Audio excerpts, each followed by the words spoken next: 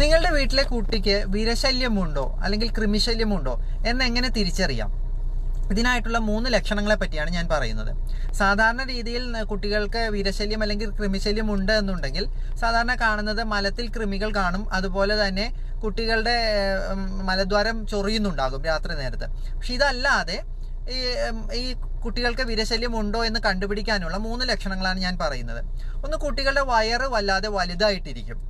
അതുപോലെ തന്നെ കുട്ടികൾക്ക് ഉറക്കത്തിൽ അവർ പല്ല് കടിക്കുന്നുണ്ടാവും. അതല്ലാന്നുണ്ടെങ്കിൽ കുട്ടികളെ വെറുതെ ഇരിക്കുമ്പോഴും അതെ, ഉറങ്ങുന്ന സമയത്തും അതെ, മൂക്ക് ചൊറിയുന്നുണ്ടാകും. ഈ 3 ലക്ഷണങ്ങൾ കാണിക്കുന്നുണ്ട് എന്നുണ്ടെങ്കിൽ കുട്ടികൾക്ക് വിരശല്യം അല്ലെങ്കിൽ കൃമിശല്യം ഉണ്ട് എന്ന് നമുക്ക് മനസ്സിലാക്കാം. സാധാരണ രീതിയിൽ ഈ വയറ് വലുതായിട്ടിരിക്കുക എന്ന് പറഞ്ഞു കഴിഞ്ഞാൽ കുട്ടികൾ ഭക്ഷണം കഴിച്ച ശേഷം വയറ് വലുതാവുന്ന രീതിയിലല്ല, അല്ലാതെ തന്നെ വലിയ രീതിയിൽ, അതായത് ഒന്നും കഴിക്കാത്തപ്പോൾ പോലും വയറ് വല്ലാതെ വലുതായിട്ടിരിക്കുമ്പോഴാണ് നമ്മൾക്ക് ഈ ലക്ഷണം തിരിച്ചറിയാൻ സാധിക്കുന്നത്. അതുപോലെ തന്നെ പല്ല് കടിക്കുക എന്ന് പറയുന്നത് ഉറക്കത്തിൽ കിടക്കുമ്പോൾ നല്ല ഡീപ്പായിട്ട് ഉറങ്ങുന്ന സമയത്താണ് ഇത്തരത്തിൽ പല്ലുകടി ഉണ്ടാകുന്നത്.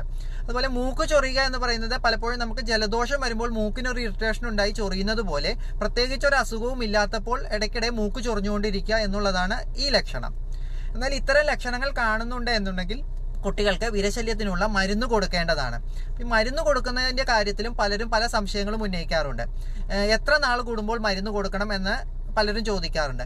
സാധാരണ രീതിയിൽ 6 മാസത്തിൽ ഒരിക്കൽ എന്നുള്ള രീതിയിലാണ് വിരശല്യത്തിനുള്ള മരുന്ന് കൊടുക്കേണ്ടത്. പക്ഷെ ചില കുട്ടികളിൽ വിരശല്യം വളരെ കൂടുതലാണെങ്കിൽ 3 മാസത്തിൽ ഒരിക്കലും മരുന്ന് കൊടുക്കാവുന്നതാണ്.